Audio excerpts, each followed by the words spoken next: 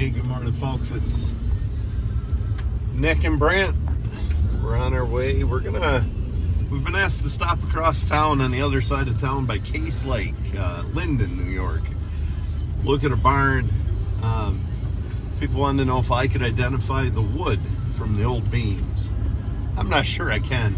Lumber's never been my expertise. I'm more of a log man, but I'm not completely ignorant to it, but I'm somewhat ignorant to it. I am interested in old barns. They're fading fast around here. Between my house and town, 4 miles as the road winds, there's 7 barns in my lifetime. I'm not even 50 yet. I'm almost there, but not quite. And there's 7 barns that in my lifetime have fallen down between where I live and town. 4 miles as the road winds. 2 left standing is all. This little windy country road up the valley and to the top of the hill that I live on. Oh, I counted the other day. I think there used to be 6 barns on the road that are gone now. There's still, I don't know, just 2 left on this road. So about 2.5 mile stretch of road. It was a dirt road until the 90s sometime, middle of the 90s. Yeah, they're fading fast this time of year. It's spring, and with spring, the frost is coming out of the ground and heaving, and when that happens, it's going to raise and lower, and it's going to knock what's left of these old girls down. So, yep, we're going past a place on the other side of the road here. Okay, you don't have to show it. There used to be a barn there. We're going to head north before we go to the barn, even though we're running a little bit late. That's me. But we're going to look at another barn just up here on Spencer's Curve. I don't know how much you see out the windows on this rainy day, but here a barn stood till about 3 years ago. Nice big dairy barn. Just time did it in. And I understand. Don't think for a minute I'm judging anybody that owns a property where a barn has fallen in. How the hell can you afford to keep it up and fix it? And the specialty skills that come with maintaining a barn. I understand it. I think it's sad nonetheless, but I fully understand it. The old Deskonski barn there. That's one of the 2 barns that's still standing between here and Machias. Between home and Machias, I should say. So here's one we're coming up on where this is what they call Spencer's Curve. And we're coming up on this guy here. This barn stood until last week, and the frost time just caught up with it. It's an oddity. It's an oddity in that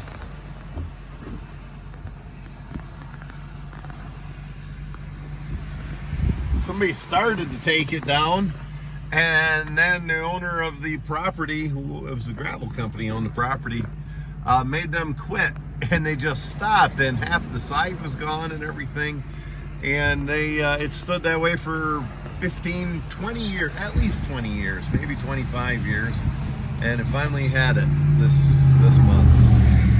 You look at the bottom story there, if you want to zoom in a little, see the old, bottom story where the cows were milked there, the old stanchions, see the knee braces and stuff. Look up right here, Nick, and you can see one of the beams from upstairs. The old post and beam style. Look to the right, you can see a few more. And then on the end of the barn, you can see the end of the barn wall there with the big beam. A lot of wood, a lot of work went into these. I went to school with, well, not really. When I was a little kid, I rode the school bus with an older kid, you know, small town, everybody from kindergarten to seniors rode the same school bus. And his name was Todd Vanderwerker. And Todd lived on a little farm not far from here that's gone now. That barn's gone too, the whole farm is. But, you know, small farm, they milked about 25 to 30 cows and made a living doing it. Their big tractor was a Farmall M. And after Todd graduated, within 2 years of graduating, which would have been, I would say, I don't know, 1984, 1985, somewhere along in that lines. I was in the neighborhood of 10 years old, and Todd milked cows in this barn right here. Yeah, get a look at that beam right close to us. Quite a monument. Came from quite a tree to be that long and that big. Trying to get a look at the bark and tell exactly what kind of wood that is. It might simply be hemlock. I don't know. It's more likely to be a hardwood, but I can't tell. That's probably the answer I'm going to give the landowner where we're headed.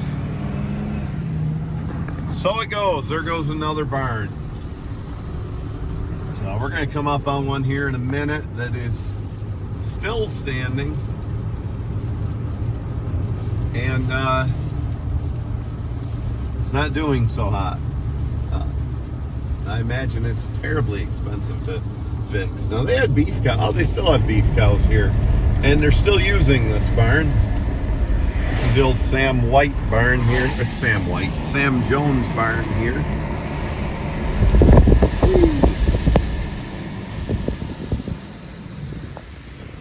But if you look at the poor old girl, she's getting pretty saggy up there on the hip.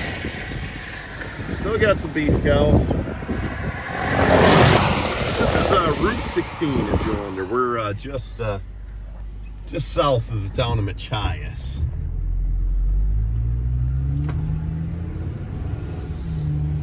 And I know a lot of people that travel this road daily. Yeah, that barn's still in use. There's equal sags on the other side of the road. Here's another one that fell down here. The old Bud Lund barn. Our first pair of horses, well, my first team of horses I was around came right out of that barn. Yeah, we'll do a illegal U-turn here and head back the direction we're going.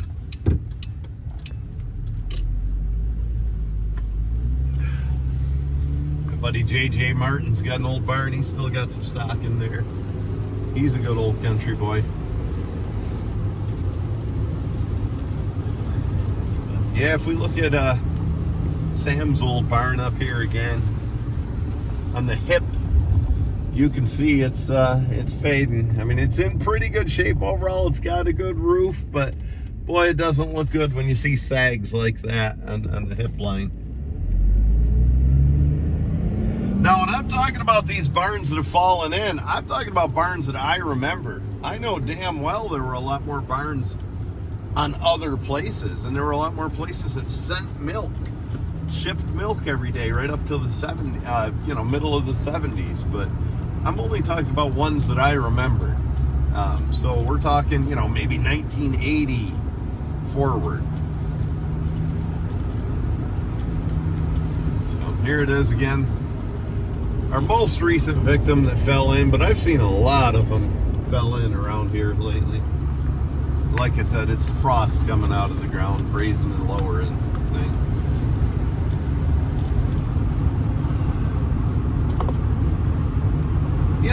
When you think about it, it was somebody's dream. These old barns were. I mean, they worked hard. They planned it for months, designing it. They learned where to build that barn and house often, because they lived on that property for a long time before they built their buildings, and they knew where the wind came from, and had it all planned out just so.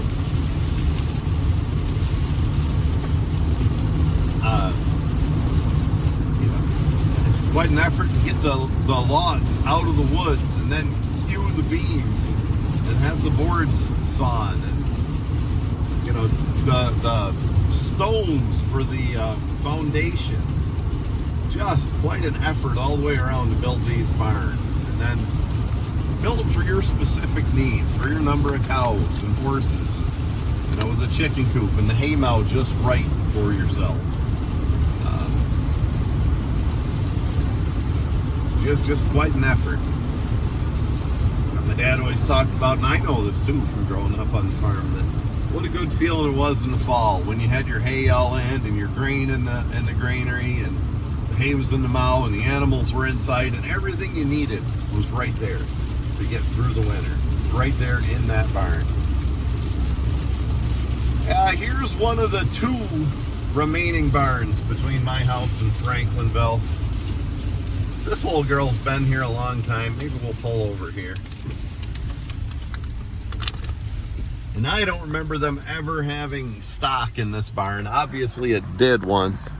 It's owned by a gravel company. We always call it Buffalo Crushed Stone, but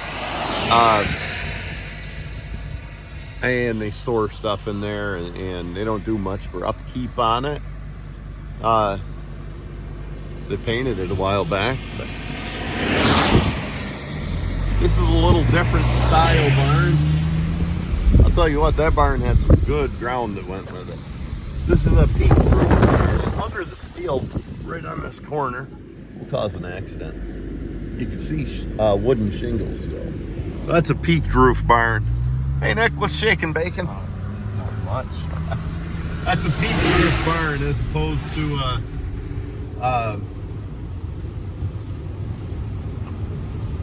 gamble roof. You know what? It's only a mile or two, a couple miles, a few miles into town. I'll keep you on and keep you entertained as we're going. So this was another gravel company, and this was originally Lancaster Stone, and Normie Bates' old farm. And Norman's barn got taken down also in the name of gravel.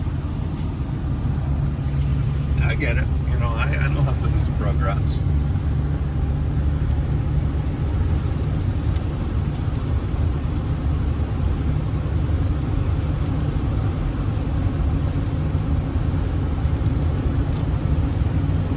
A lot of traffic headed north on 16 today. We live 60 miles south of Buffalo. This being the first nice weather of the year, a lot of people came down for Buffalo from the weekend and stayed in their hunting cabins and checked out what damage the winter did and stuff like that. Now they're on their way home.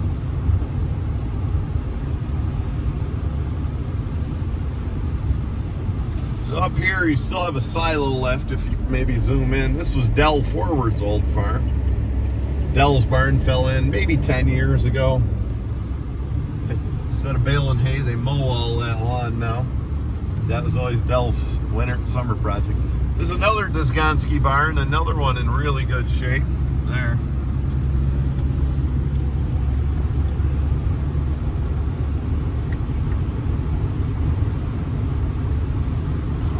You know what? I can almost remember a barn here. That'd be the 7th that has fallen down since I was a kid. I'm sure people older than me would remember, but right here on this curve by the Ishway Valley Country Club, I remember a barn there when I was quite little. And they took that down to lessen the curve in the road. There's a lot of accidents there. Jake Tennant had a little barn there too. That'd be 8. Oh, there's one that still stands. I forgot. That holds golf carts. It's been a part of the Ishway Valley Country Club for a long time. Hasn't had livestock in it as long as I remember. Here's the old Pete Tingu farm. Skylar Farm, we always called it around here. Great Lakes cheese nowadays. Pete made his living farming there. He used another one. His big tractor was a farm on land. Had a couple of them. And up here would have been the Atwater farm. Nice house and barn was there as well. So,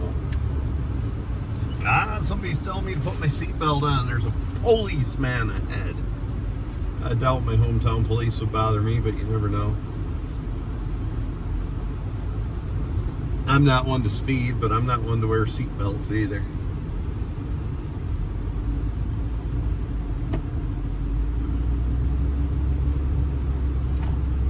Well, it's just, it is what it is. It's just a disappearing landscape. Yeah. There's another place got closed down after I don't know how many years. It was a fixture, Rich's gas station. I think they're going to reorganize and open that up. It'll probably be a Tim Hortons, is what I hear. So here's Franklinville Elementary School. That's where Nick and I got so damn smart. A lot of hours in there looking out the window, huh, Nick? No, yeah. But right here is a barn in the village. Now, before, I think that school was built in 51, the elementary school, and that was the farmland that went with that barn there. Reading the Franklinville Bicentennial, it told about the owner of that barn and farm shooting a wolf one morning when he was going out for milking right there on that land. So I don't know how long ago that would have been, but there must have been wolves around here at one point. We're on the old brick road. I'll tell you what, our old buildings are nice old buildings, but they're starting to have it just like the old barns. And for the same reason, they're just so expensive to maintain. And of course, they're competing with Walmart, and it's hard to keep family businesses in there. Well, we're gonna shut you off and start again once we meet these folks up here, and see what we can discover on this barn up here. Right at the edge of our village was Ron Graham. He had a dairy here. Ron's barn fell in as well. There's a little bit left of it, but not much. Ron was a AI breeder for years, artificial inseminator, but he also milked cows right there, right up until almost the 2000s. Right at the edge of village of Franklinville. Now we're just headed out of Franklinville near Case Lake, and I don't know if we're going to get into the town of Linden or not, but we're right on the edge. I guess I'll show you folks what Case Lake is when we get here, because I'm sure you're dying to know. I'm sure you don't have anything like this in your hometown. Sarcasm. Nick, we could do some ice fishing today. Yeah. We could do some ice drowning today.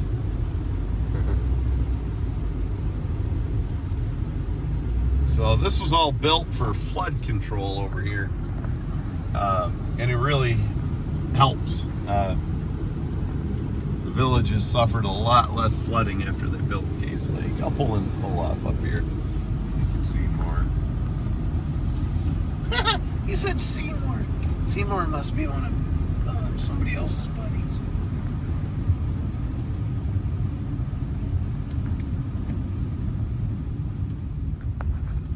There's Case Lake.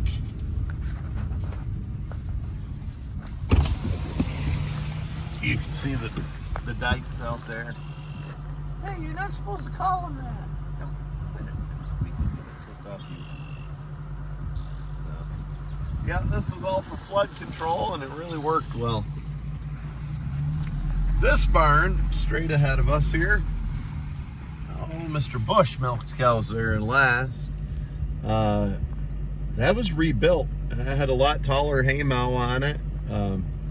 Pretty much from the foundation up, that was rebuilt here within the last 15 years. Probably about 15 years ago, we quit milking cows there.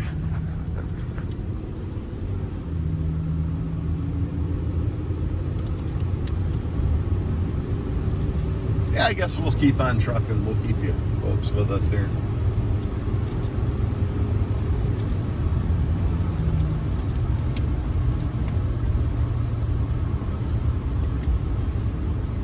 I don't think there's a dairy farm still shipping milk in Linden. I know there's at least one in Franklinville, Ryan McCleary. There might not be any in Farmersville. which is ridiculous. I mean, there were scores of them growing up and all through the 90s, and they were on their way out.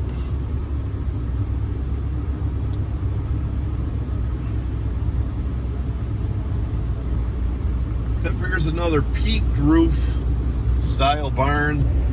This was Bill Lindbergh's farm.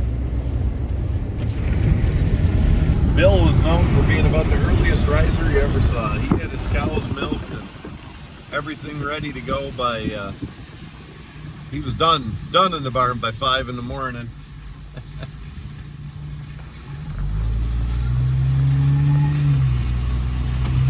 I can remember lots of times when I was a lad coming home from honky tonkin' and coming through this way, and it'd be 4 in the morning or something. I'd been on a bender all night and going by Bill's barn, and he was in the barn milking, and I hadn't even made it home yet.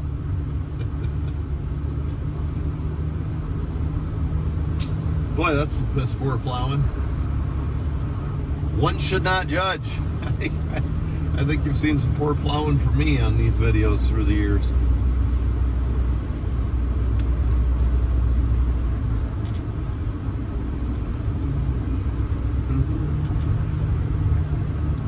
Oh, we're getting near where we're going here.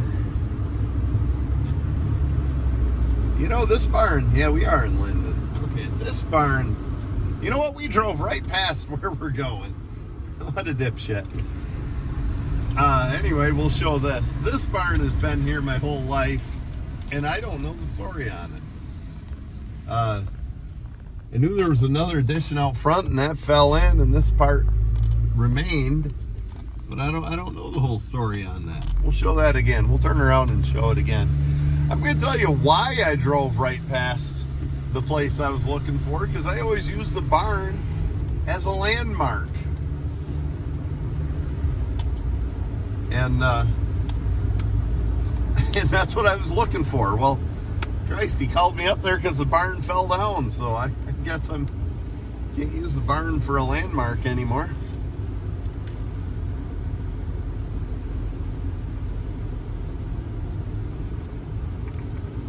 Oh, we'll turn around on Livingston.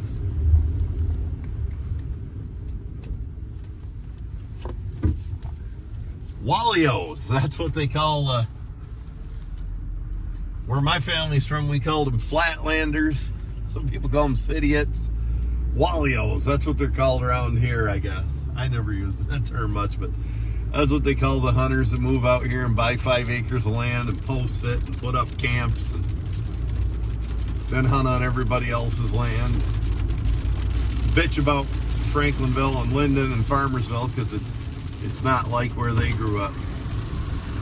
They want it to be more like home. Greg Herman's barn up on the hill. Herman family. Whee.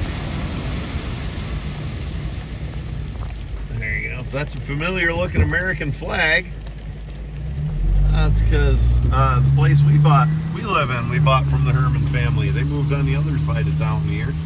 And they made that flag there on our garage, just like the one they put on their current garage.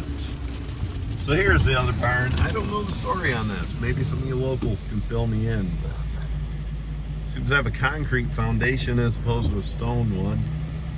I do remember this barn that was out front that fell in, but I still don't remember the story. Whoa, Nick, we're throwing a rooster tail out the back of our 10-cylinder power plant here, Detroit Muscle.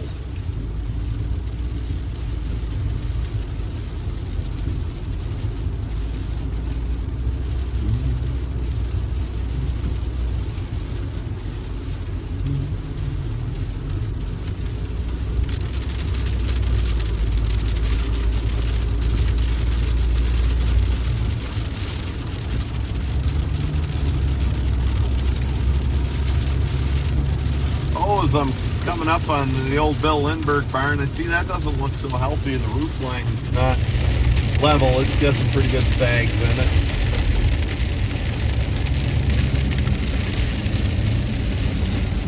And I'm sure knowing that, that's why the Amish built the new barn up here.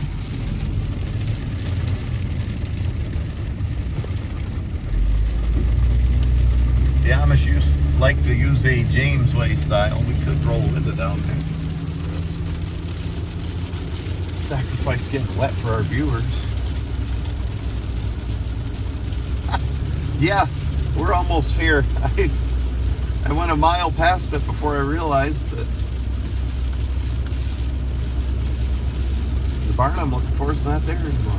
That's the reason they called me up. So as I said, I don't know how much help I can be identifying these beams. I know it interests me. I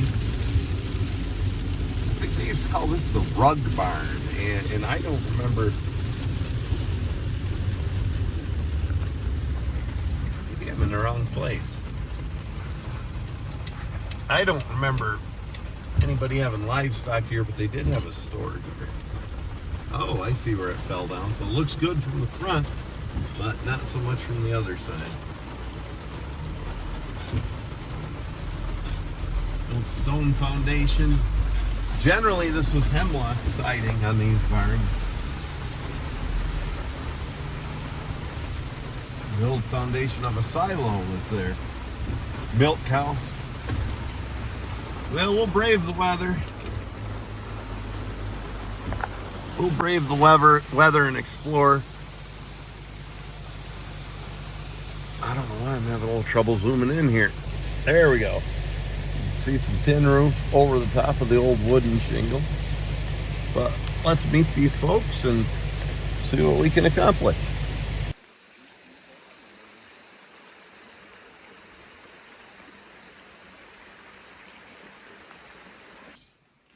That piece up there, that the power beam is 48 feet. 48. Wow. See the joint there in the center, Yeah. and then it goes all the way through. Those are 16 feet. Sections, 3 16-feet sections. This one's 32. There's another 48 somewhere over there, and 30. So even hauling something that long on the road makes you wonder. Yeah. Well, we're here with Paul Rose. Paul is the owner of a barn that's been the victim of time. And Paul wanted some advice as to what kind of wood this barn was made with. And we're quite certain that the exterior boards, the wall boards, were made of hemlock. And then after investigation, we find that the main beams were made from beech. And Nick, if you want to zoom right up close, see where the little bit of bark is, the wane is on that hand-hewed beam? You can see a little bit of beech bark on there. And that's what's native to around here. So we've got a little wane on a few of these beams, and that gave me the indication, and that is definitely a beech bark. And one thing, beech is prominent around here, and there's a lot more beech. I think a white oak would have been preferred, and a red oak would have also been sought after, but it doesn't grow here as much as it does just across the line into Allegheny County. I'm sure some of the experts out there can tell us a lot more with these nails. This would be a sill beam, the big beam. That's where the expression, that horse thinks he's so big he can eat hay over the big beam. He thinks he could stand down here on the floor and put his head over and reach up in the mow and eat hay over the big beam. The big beam was important for measuring hay in the old days. There's some more beech bark. So a lot of big beams in here. We'll walk around and tour some of this, but here's an up close view of the post and beam construction with a knee brace. Look over the corner. Help me. Friends at Tillers International, where Nick and I teach some clinics, are watching this. I know they put on post and beam clinics, classes. Teach you how to build construction like this. I'm gonna go one rung higher. I'm not the world's bravest man when it comes to heights. But this may have been the original part of the barn. It's hard to tell. It was definitely built in sections. And in likelihood built before the Civil War. With beech right out of their own woods. And I'm sure the barn boards are hemlock. The siding boards. Paul, this is Paul Rose, the owner of the barn. Could you tell us a little history on the barn, Paul? Well, as you saw, there are a variety of nails, old nails, and a fellow had stopped by years ago and was looking at it and was able to identify time frames for use of those particular nails, and pre-Civil War for sure, but probably 1830, 35, somewhere there would be the very earliest, more likely in the 40s, 1840s. Would be the first section built. It was clearly, when you looked at the roof line, it was built in sections. Well, as the farm grew.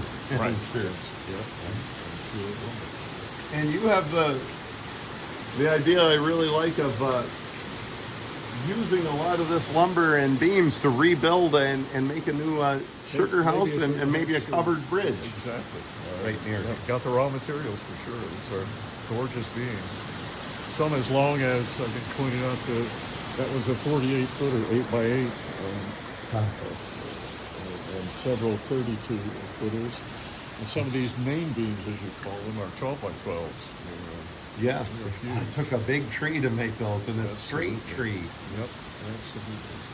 So we'll see. It served its purpose as a dairy farm, dairy barn for many, many, many years. Mother Nature was relentless. Took it down. I have a feeling we were gone when it came down, but I think the layers of ice and snow and then wind just did it in. Once it started, Yeah. it all went. But the front section is still pretty good. Well, I guess time will catch up with us all someday. It sure will. Fortunately, I didn't have much in the line of equipment or goods in that section, so nothing got hurt too much. And most of the sideboards are going to be salvageable too, and they're 1 by 12s by 14 feet, 16 feet, 18 feet on the front right there. The design of these barns amazes me. They weren't designed by engineers and professional builders. They were designed by farmers, and they designed and built such a structure. Yep. I mean, could you imagine? I know they built them on just kind of the way they fell down. They built them on the ground and propped them up. But what a project it must have been to prop that wall up. Can't imagine. It had to have been a community effort, and horses involved, no doubt. Yeah. And we Block and tackle pulleys. This is the, what do you call it? The hay bale truck or The trolley, I believe trolley? that part, and this would be called the track. And again, I'm no expert on that. I've used them before, but I'm no expert. But yeah, I believe that's the trolley and the track. I pulled the rope off. And I remember, it went the entire length. So they were putting hay in one end and hauling it to the other, I suppose. My old order Amish neighbors, that's not an antique to them. That's still part of their life. The good. Schwarzentroober group. Maybe we'll have a standby for them, just in case. That's fascinating. I was wondering what the hooks, not exactly how it works. Not exactly sure. I think the hook's hooked. You're looking at it upside down, and the hook's hooked it to the roof. Okay. And the trolley, this would have been the bottom side, and the track would have rode along Gotcha. on that open space there. Yep. Fascinating. Well, I wish it hadn't come down, but we'll make good use of it, I'm sure. And here's the hay rope that you said was still connected. Yep. Not the end, to get it out of the pulley. It took a few minutes to pull it apart. Do you know how to splice a hay rope, Nick? Neither do I. Do you want to hear a story about your grandfather and the hay rope? Sure. He was on his way to Wellsville. Him and his good friend Dougal Keir were on their way to Wellsville. They lived in Whitesville, New York, and on their way to Wellsville, the nearest town of any size, and they came across an old Model A or something, which wouldn't have been that old in those days, stuck in the ditch. And the guys flagged them down, and two boys were in the front of the car, and each of them had their girlfriends in the back of the car. And they said, "Will you pull us out?" And they had a hay rope with them, and they hooked it between the cars, and Dougal kind of hit the end of the rope and pushed in the clutch and roared the engine and said, "It's spinning. We can't do anything. Put the girls in the back for traction." And the girls jumped in the back seat, and Dougal dumped the clutch and broke the rope, and away he went stole their girlfriends. Oh, that's cute. And my dad was supposed to have been noted in his neighborhood for being good at splicing hay ropes, and they always joked, I didn't get the joke for years, but they always joked that he wasn't very good at splicing a rope that particular day. That just reminded me, growing up as a kid, we had the farm downtown at the end of Maple Avenue, where the Clarks were, and then Yep, others. on the way up here, Nick and I showed that farm. And it was a beautiful farm back in those days. Anyway, as a kid, we saved baling twine, had big batches of baling twine, and we were expected to braid. We braided for calf ropes. Yeah. That was a common use for those. Yeah, I could braid. And the last family to milk cows here was Gustafson. Gustafson, well, Dad, actually, for a short time, I think that closed a good story. Yep. Mr. Gustafson helped. He wanted Dad's help with the farm, so he turned the farm over and continued to be part of his cows, his babies for a year or two, and then passed. It's hard anymore in these older barns to comply with sanitary expectations of the middle class. Well, yes, and they were getting into, it was changing in those days, and it's changed a lot in the early 2000s. That's why a lot of why farming has gotten even bigger than it was. And especially locally, now with the cheese plant just down the road from you. Yeah, we were looking at that on the way here out the window and talking about the two barns that used to stand there. Yep. A lot of milk coming into the Shore Valley now. Well, we thank you for it. I mean, it's nothing I do. It's just an interest of mine, old barns, having always been around the farming industry, and just an appreciation for the older ways and the old barns. I really appreciate you getting us up to Well, look. I appreciate you coming by.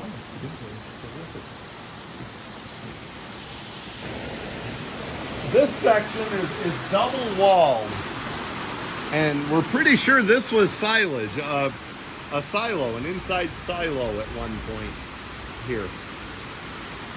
And I think further evidence of that would be right down here with some blower pipe where they probably blew the silage in. Upstairs would have, that particular section likely would have been a granary, but I'm only guessing. And inside would have been the milk house. And out in the main section that has fallen down would have been the main section for stanchions and cows. And we can kind of see on the wall where the whitewash ends and the haymow section begins. And we'll notice and we'll point out as we walk around that it's quite, a lot of the beams got quite rotten right at that line where the haymow ended.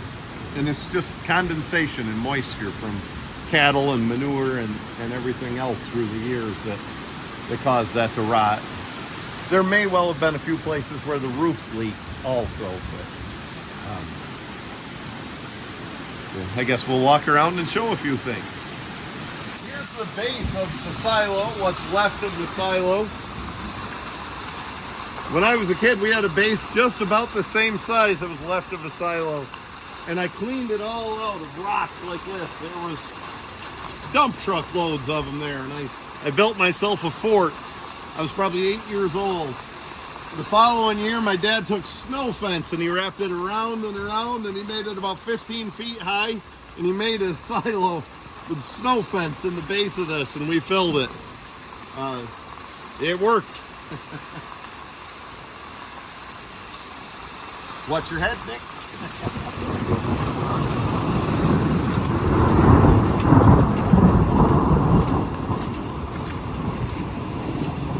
You can see the wood shingles that were left before they put the tin on. And again, my dad tells of his first barn up in West Union, New York, had wood shingles, and on a sunny day there was just sunlight coming in everywhere, and as soon as it would cloud up to rain, everything would seal right up and not a leak in the barn. This area up in here is where a lot of this lumber is going to get reclaimed and used to build a sugar house, and across here will be a covered bridge to the sugar house, and it's hopefully going to be made from reclaimed lumber from this barn that has fallen.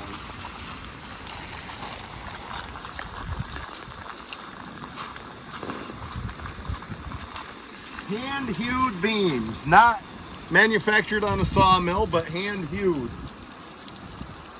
with an adze. They squared these up. Can you imagine the work that went in to making these beams?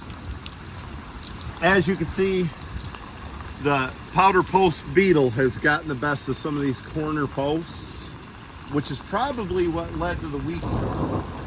But many of the side boards are good, and a lot of lengths of these beams are really good, still and strong.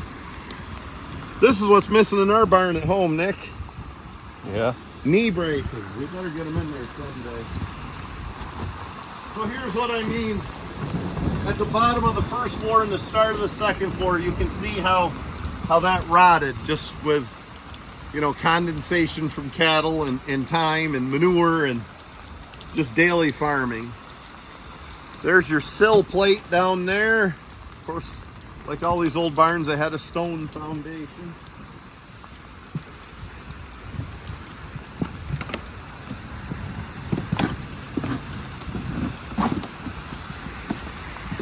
They were just a work of art, these old barns were, really.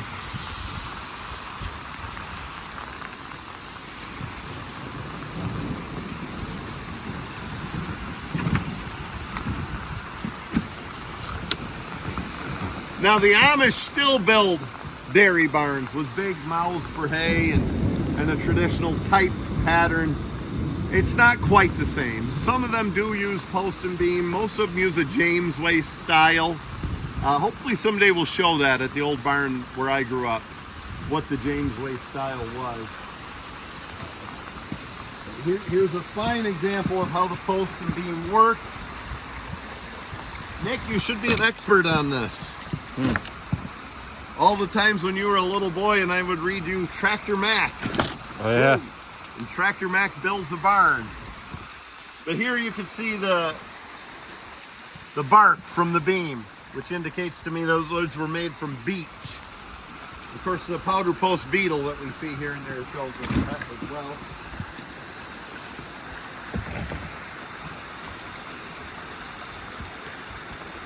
The actual hay mow was cut out of this barn years ago to build some overhead height. And that helped weaken the structure, but it was held together with cables and chains. Get a look from the top view looking down, Nick. Can you do that? Maybe stand right up there. Get a load of how dense these growth rings are. Maybe strike a picture or two in this also. This is a beech beam. Who knows how, if we're on the butt end of the log or way up there, you don't see a lot of defects. That was a perfect log. But look how dense those growth rings are. I've got brand new glasses and I still can't count them. I would say 15 to 20 growth rings per inch. And that tells you how slowly that tree grew and how strong it is. So a lot of wood has what they call double texture in a log. So I'm typical me. I'm doing a logging demonstration in the middle of a barn thing. But what happens is it's growing along real slow, and then you cut the timber and open the canopy, and maybe at this year, and all of a sudden the growth rings are wider because the trees started growing faster, and that's called double texture. And none of that here, because this tree probably went back to the Christopher Columbus days.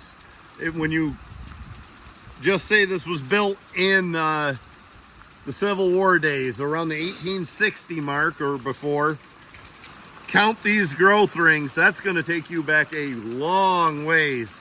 There's easily 200. It's going to take you back to Christopher Columbus days. Again, this is a beech beam. And you can see what I'm talking about, how it gets a little weak and rotten here, right at the roof line between the dairy barn and the hay mow.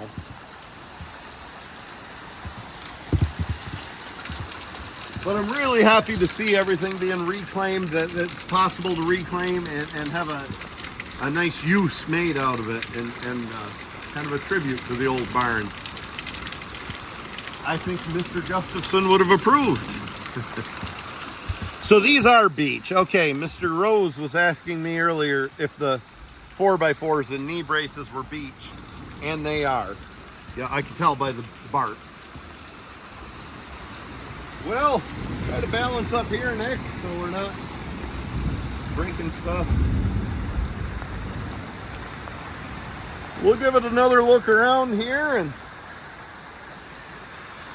say goodbye to the old girl, and hopefully next year when we come back and look around, we'll see a new sugar house made with old lumber and a covered bridge leading to the sugar house. Should be quite a treat. Well, we appreciate you folks sticking with us in the rain. And I'll tell you what I'm going to leave you with. I'm going to show some pictures of some old barns, and I'm going to read you a story that I wrote here 15 years ago or so, published in the Small Farmers Journal. Another barn falls in. But right now, Nick and I are off to get dry, right, son? Yep. Hey, I appreciate you viewers. You're the best. Thank you. Here we are coming back into the village. This is the farm we talked about right at the edge of the village. This was the Ron Clark farm, and that's where Mr. Rose, Paul Rose, grew up, and they milked cows, and they even milked cows up there on the farm we were just at, also across from Case Lake, because Mr. Gustafson wanted to keep cattle there after he sold the farm, and then after he died, Mr. Rose's dad continued to milk cows for at least a year after Mr. Gustafson died. If I called that farm back at the edge of town the old Ron, if I didn't say the name right before, it's the Ron Clark farm. Here we are going through a little village.